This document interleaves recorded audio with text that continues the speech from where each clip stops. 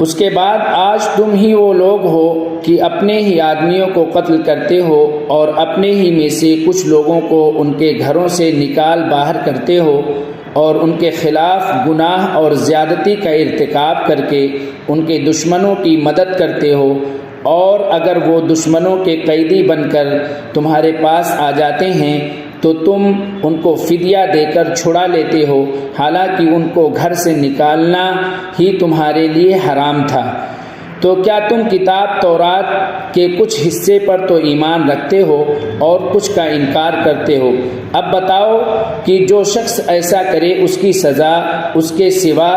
کیا ہے کہ دنیاوی زندگی میں اس کی رسوائی ہو، اور قیامت کے دن ایسے لوگوں کو سخت ترین عذاب کی طرف بھیج دیا جائے گا،